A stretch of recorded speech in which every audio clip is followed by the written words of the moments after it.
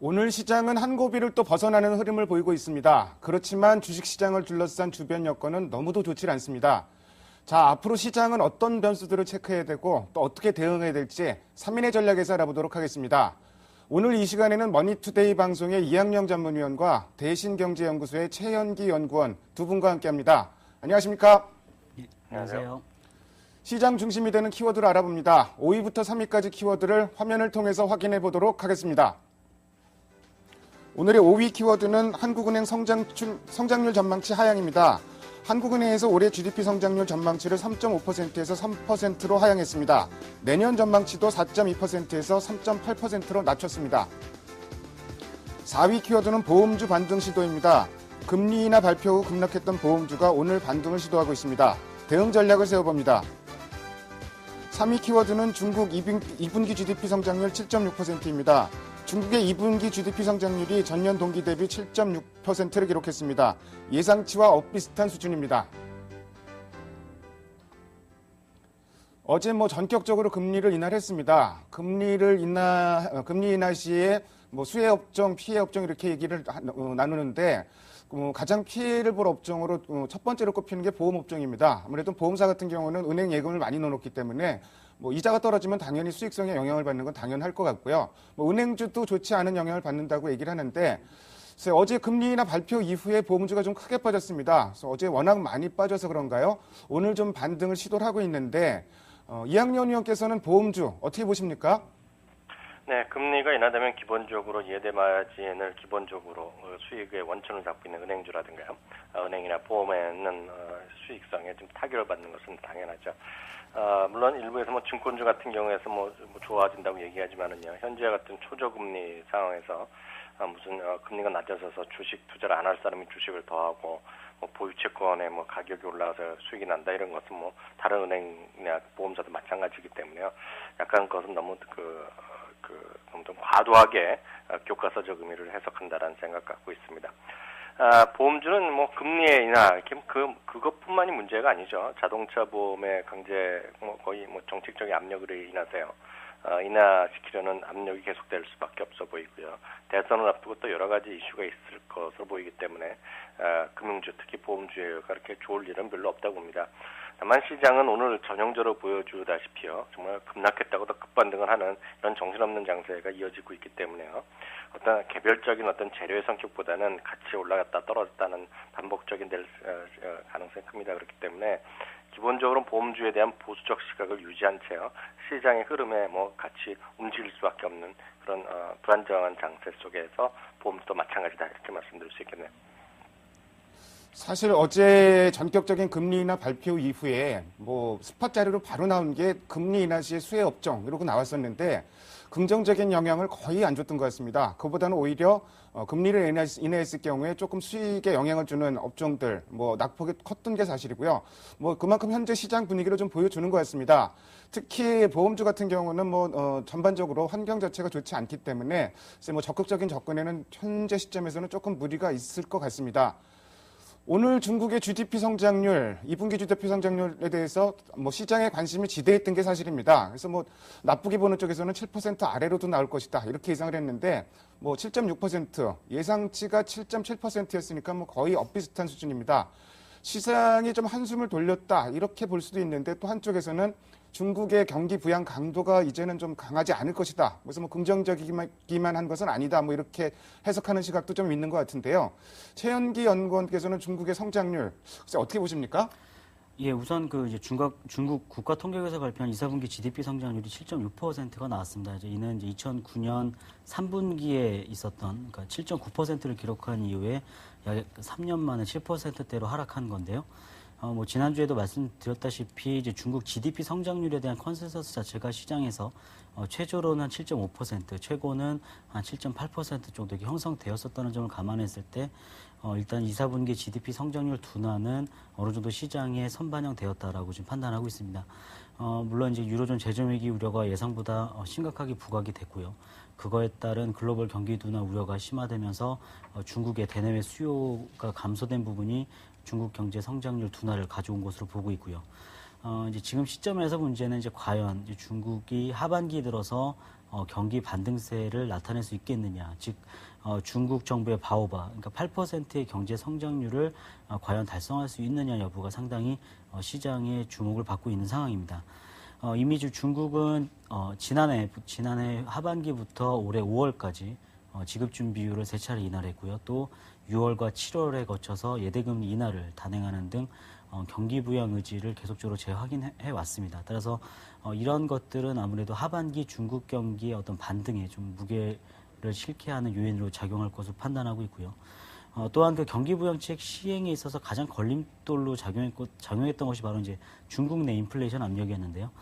최근 6월달 중국의 소비자 물가 상승률이 2.2%를 기록하고 있고 또 추가적으로 하향 안정화될 가능성이 높다라는 점을 감안했을 때는 어떤 중국의 경기 부양 여력은 좀 더 남아 있다라고 좀 판단하고 있습니다.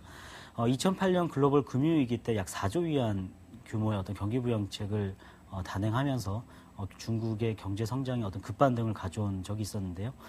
일단 근본에는 지금 한 1조에서 2조 위안 규모의 어떤 경기 부양책이 시행될 가능성이 높다라고 보고 있습니다. 그렇게 된다면 어떤 중국 경기의 강한 반등은 아니겠지만 3, 4분기, 4, 4분기에 어찌되었든 8%대 이상의 어떤 경제 성장률을 제고할 수 있을 것으로 좀 판단하고 있습니다. 일단 뭐 중국 정부가 뭐 인프라 투자도 확대하고 있고요. 또 가전이라든가 자동차 관련된 소비 부양책을 시행하고 있기 때문에 이런 것들이 결국 또 실물 경제 지표에 어떤 반등에 무게감을 실어줄 것으로 판단하고 있습니다. 그러면 뭐 빠르진 않지만 대체로 뭐 2, 4분기 중국의 성장률이 바닥이다 이런 얘기들을 좀 많이 하는데 뭐 최현기 연구원께서도 뭐 그 의견은 어느 정도 좀 동의를 하시는 거네요? 예, 그렇습니다. 그러니까 당초 원래 올해 초까지만 해도 1, 4분기가 저점일 것이다 얘기를 많이 했었는데요. 유로존 재정 위기가 부각되고 어떤 주요국 경제 지표가 안 좋아지면서 좀 중국 경기도 예상보다 안 좋았습니다. 또 하나는 이제 긴축 완화가 좀 더 빨리 좀 단행되지 않을까라고 예상했었는데 그것이 좀 늦춰진 것도 아무래도 중국 경기의 저점이 1, 4분기에서 2, 4분기로 좀 연기된 것으로 보고 있고요. 2, 4분기에 저점 형성이 되고 3, 4분기 때는 다소 높은 한 8.3% 정도, 그 다음에 뭐 4, 4분기에는 8.6%, 이 정도 수준의 어떤 경제 성장률이 좀 달성 가능하지 않겠냐라고 지금으로서는 판단하고 있는 상황입니다. 중국의 2분기 성장률 7.6%, 뭐 최선은 아닌데 뭐 차선 정도는 되는 것 같고요. 상당히 좀 부담스러운 요인이 하나 좀 지나간 느낌입니다. 뭐 다만 중국 상해 증시 움직임 이런 걸 보면은 뭐 시장이 대단한 호재로 받아들이지 않고 있는 것도 뭐 틀림없는 것 같습니다. 다음으로 오늘의 2위 키워드를 화면을 통해서 확인해 보도록 하겠습니다. 오늘의 2위 키워드는 무디스 이탈리아 신용등급 강등입니다. 이탈리아 신용등급 2단계를 좀 무디스에서 내렸습니다. 최근에 또 뭐 국채금리는 비교적 안정이 되어 있는데 유로화가 급락을 하고 있는데 뭐 이런 부분도 상당히 좀 불안한 요인인 것 같고요. 글쎄 뭐 최현기 연구원께서는 글쎄 뭐 이탈리아 신용등급 강등 시장에 어느 정도 영향을 미칠 거라고 보세요? 일단 그 무디스의 이탈리아 신용등급 강등은 사실상 뭐 이미 신용평가사들에서 예고를 해왔기 때문에 좀 악재로서의 무게감은 좀 떨어진다라고 좀 판단하고 있습니다. 또 앞으로도 국제신용평가사들의 어떤 유로존 국가라든가 은행권의 신용등급 강등이 좀 이루어질 것으로 좀 판단하고 있는데요. 그러면서 좀 유로존 재정위기 우려는 좀 빈번하게 좀 시장에 부각될 가능성이 높다라고 보고 있습니다. 최근 유로화 가치가 이제 1.22달러, 어제는 뭐 장중한 때 뭐 2.21달러대까지 하락했다고 하는데요. 유로화 가치 하락은 이제 유로존 재정위기뿐만 아니라 유로존 펀더멘탈 약화에 대한 우려가 좀 반영한 것으로 판단하고 있고요. 결국에는 이러한 유로화 가치 하락은 위험자산 선호 심리 약화, 다시 말하자면 안전자산 선호 심리가 강화되는 어떤 그런 것들을 표시하고 있는 것으로 판단하고 있습니다. 유로존 재정 위기 우려의 앞으로의 좀 향방이 상당히 중요하겠습니다. 근데 일단 뭐 스페인 은행권 구제금융이 일단은 좀 결정된 점, 그러니까 지난 유로존 재무장관 회담에서 1,000억 유로 중 일단 300억 유로는 구제금융 자금을 지원하기로 결정을 했고요. 나머지 금액에 대해서는 스페인과 유럽중앙은행 그리고 EFSF와 IMF가 어떤 구체적으로 합의가 이루어지면 추가적으로 필요한 경우에 집행할 것으로 좀 판단이 되고 있습니다. 스페인의 그 재정 적자 감축 시한이 좀 연기된 것이 좀 비교적 고무적이라고 할 수 있겠는데요. 과거에 이제 유로존이 이제 이러한 재정 위기를 겪으면서 좀 긴축만 강조했던 어떤 정책에서 이제는 벗어나고 있는 것으로 판단하고 있습니다. 경제 성장까지 같이 고려를 한다는 점인데요. 뭐 ECB의 1,200 유로 규모의 어떤 경기 부양 패키지 이런 것들이 좀 실제적으로 효과를 나타낸다면 아무래도 유로존 재정 위기 우려라든가 펀더멘탈에 대한 우려는 좀 과거보다는 좀 더 약화될 수 있다라는 측면에서는 좀 긍정적이겠습니다만 아무래도 뭐 우리 정부도 판단했습니다만 올해 내까지는 어찌됐든 계속적으로 유로존 재정 위기 우려는 계속적으로 수면 위로 올라갔다 다시 내려갔다 이런 모습을 계속적으로 반복할 것으로 좀 판단하고 있습니다. 뭐 유럽 관련해서 일단 뭐 무디스의 등급 강등, 요새 뭐 신평사들 영향력이 워낙 줄어들었기 때문에 대대적인 악재는 아닌데 뭐 국채 수익률도 계속 점검을 해봐야 될 것 같고 CTS 프리미엄, 특히 이제 최근에는 유로 환율을 계속 주목해야 될 것 같은데 유로화 가치가 이렇게 떨어지게 되면은 결국 우리 시장에는 계속 좀 부담으로 될 수 있는 상황이 되는 것 같습니다. 미국 같은 경우는 신규 실업급여 신청 건수 주간 단위 지표이기 때문에 뭐 시차가 상당히 좀 적은 지표인데요. 뭐 선전을 했는데 시장에는 잘 반영을 안 되고 있습니다. 일단 뭐 계절적인 요인도 많이 작용을 했다는 해석도 있고요. 그거보다는 일단 시장은 여전히 연준 회의록 공개에 따른 실망감이 좀 지배를 하고 있는 분위기인 것 같은데 계속 뉴욕 증시는 뭐 약세 분위기를 벗어나지를 못하고 있습니다. 뭐 반전의 계기를 좀 찾아야 될 것 같은데 이학영 의원께서 관련 내용 좀 정리해서 말씀해 주십시오. 네, 그 계절적 요인 때문에요. 오늘에 발표된 어떤 고용의 지표는 신뢰성에 대해서 별로 갖고 있지 않다라는 분위기가 주장이 있습니다. 그런 주장이 맞는지 모르겠지만은요. 여하튼 시장의 큰 반영 자체가 되지 못했다는 아쉬움이 남습니다. 그나마 희망을 주는 것이 유일하게 잘 아시겠지만 이제 주택 관련 지표입니다. 주택 가격이 이제 바닥을 쳤느니 안 쳤느니 많이 나오는데요. 오히려 오늘 또 일부 이코노미스트 사이에서는 주택 지표가 지금 순간적으로 좀 반등하고 있는 것도 상당히 좀 신기루 같은 것이기 때문에 결국은 다시 제자리로 갈 것이다. 즉 주택 가격도 다시 또 힘들어질 것이라는 얘기를 하고 있습니다. 약간 엇갈리는 얘기가 계속 나오고 있기 때문에요. 주가에도 반영도 지금 어지럽게 되고 있습니다. 저는 이렇게 봅니다. 시장이 미국 시장, 우리 시장을 떠나서 미국 시장이 더 중요하다고 보고 있는데요. 미국 시장이 결국 그 방향을 찾기 위해서는 즉 주가가 좀 정신을 차려서 올라가기 위해서는요. 몇 가지 조건들 중 하나라도 해소가 되면 되는데 그것이 뭐 단기간에 해소되지 않고 있기 때문에 아쉬움이 남습니다. 첫 번째는 유럽의 극적인 어떤 환경이 개선은 돼야 되겠죠. 그렇지 않으면 계속 뉴스가 계속 안 좋은 뉴스, 좋은 뉴스가 반복적으로 나올 수밖에 없어 보입니다. 두 번째는 가장 펀더멘탈인 얘기겠죠. 기업들의 수익이 개선되면 되는 겁니다. 이것은 장기적으로 기업의 수익을 이길 어떤 지표도 없기 때문이죠. 다만 이제 이것은 2분기에 어닝 시즌 바로 막 시작된 시점이기 때문에요. 아직까지 기대할 건 별로 없다는 정말 단점이 있습니다. 아마 빨라야지 좋은 소식 나와봤자 24일 날에는 애플 컴퓨터에 대한 기대감이 여전히 미국 시장에 있고요. 여타 일부 금융주에 대한 얘기가 있지만은요. 시장에 큰 영향을 미치기는 중간까지는 크게 쉽지 않아 보입니다. 오늘만 하더라도 각종 소비와 관련된 어떤 기업들 이런 것들의 어닝의 좀 실적 가이던스가 계속 하향 조정되는 흐름에서 벗어나지 못했기 때문에요. 수익에 대한 어떤 희망이 보이지 않으면 시장은 재미없습니다. 세 번째는 보다 뉴스적인 정책적 판단이 들어가야 되겠죠. 즉 양적 완화에 대한 언급이 나와야 됩니다. 다만 이것도 엊그저께 나왔던 의사 회의록 자체가요 워낙 실망스럽기 때문에 그거 좀 잊혀져야 되겠습니다. 그러려면 이제 벤 버냉키 의장이 연설도 있을 것이고요. 관련된 연방 임원 위원들의 여기저기 또 기자 간담회도 있고 뭐 연설도 있지만 결국은 또 지나가 보면 7월 30일과 8월 1일 날 이제 혹시라도 나올지 하는 기대감까지는 최소한 그때까지는 시장은 혼돈 장세가 불가피하지 않나라는 생각을 갖고 있습니다. 미국 같은 경우는 지금 탈출구가 별로 보이지 않을 정도로 주변 여건들이 굉장히 좀 나쁜 상황입니다. 그래서 뭐 연준 회의록이 공개되면서 실망감이 계속 장세를 지배를 하고 있는데 뭐 역설적으로 얘기하면은 이런 환경이 계속 그러니까 나쁜 환경이 계속 유지될 경우에는 연준의 어떤 정책 스탠스 변화도 좀 빨리 오지 않을까 좀 이런 생각도 좀 듭니다. 다음으로 오늘의 1위 키워드를 화면을 통해서 확인해 보도록 합니다. 오늘의 1위 키워드는 1800선 회복입니다. 오늘 그야말로 주식시장은 반전 드라마를 쓰고 있습니다. 1774포인트까지 빠졌다가 지금 현재 코스피는 1810대로 지금 올라와 있는 상황이고요. 국내 기관들이 개장 초만했더라도 주식을 팔다가 공격적으로 좀 매수에 나섰습니다. 장세를 좀 방어하고 있다고 좀 봐야 될 것 같은데요. 오전에 시장 빠질 때 보니까, 뭐, 유가증권 시장도 유가증권 시장이지만, 코스닥 개별주들, 그야말로 뭐, 그 투매가 나타나는 그런 양상까지 전개가 됐었는데요.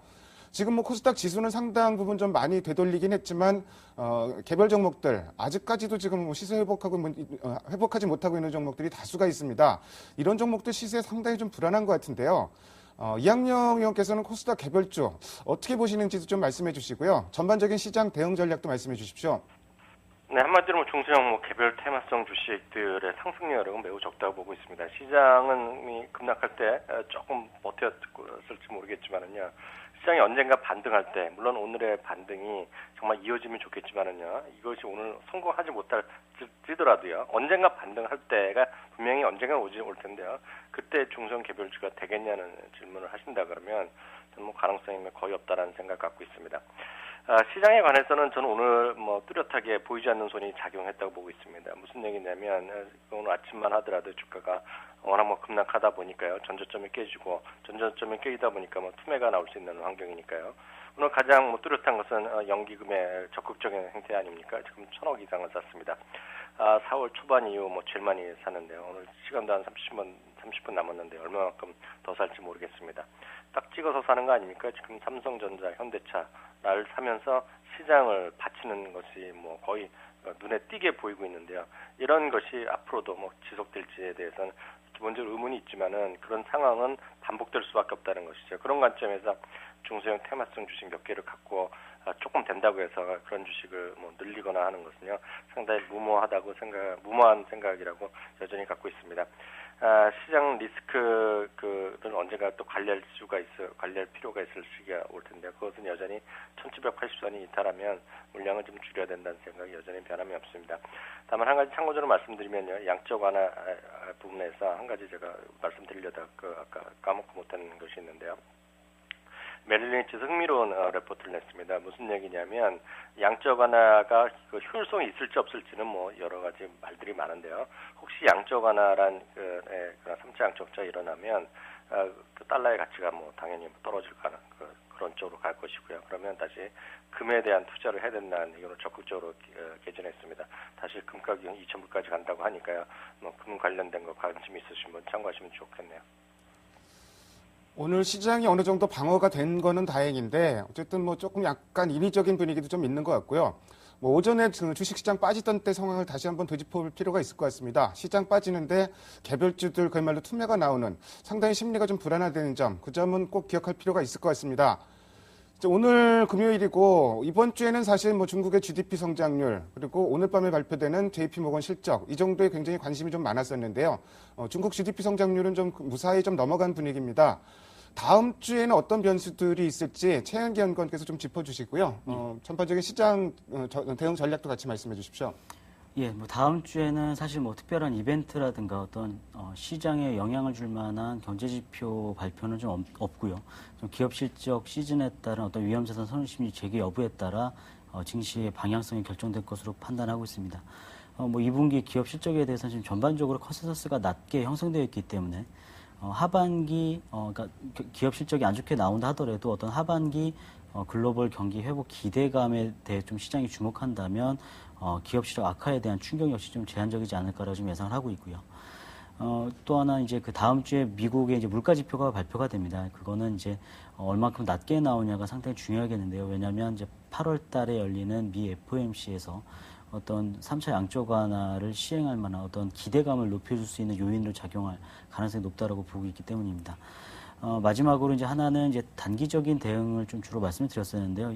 근본에는 이제 최근에 이제 곡물 가격이 상당히 지금 상승을 많이 했었거든요. 엘니뇨 현상에 따른 가뭄, 그거에 따른 주요 곡창지대에서의 생산량 감소 등으로 곡물 가격이 급등했었습니다. 그래서 워낙 그 상승 속도가 가팔랐기 때문에 좀 단기간 조정 장세를 연출할 가능성도 있겠습니다만 추가적으로 어떤 현재와 같은 그 기후 변수가 가뭄 쪽에 계속 치우친다면 추가적으로 좀 곡물 가격의 상승은 좀 불가피할 것으로 판단하고 있고요. 그렇게 된다면 어떤 최근 그 곡물 관련주, 농업 관련주들에 대해서 관심을 가질 필요가 있겠고요. 또 장기적으로 봤을 때는 곡물 관련된 그 펀드에 좀 투자를 하는 것도 좀 그 적은 비중을 가지고 투자를 하는 것도 좀 바람직하지 않겠냐라고 좀 판단하고 있습니다. 다음 주에 뭐 특별한 뭐 경제 지표 발표는 없는 것 같고요. 아무래도 기업 실적이 중요할 것 같은데 다음 주에는 이제 미국의 금융주들 오늘 밤에 뭐 JP모건 실적이 발표되지만 다음 주에 이제 금융주들 금융회사들 여러 회사들 실적이 발표돼 있는데 아무래도 그 부분이 좀 영향을 줄 것 같고요. 장기적인 맥락에서 곡물 가격 상승 가능성이 높다. 그래서 곡물 관련 펀드라든지 곡물 관련 투자 이런 쪽도 한번 고려해 볼 만하다. 이런 조언까지 주셨습니다. 지금까지 5가지 키워드를 통해서 오늘 시장의 흐름을 살펴봤습니다. 두 분 말씀 잘 들었습니다. 감사합니다. 감사합니다.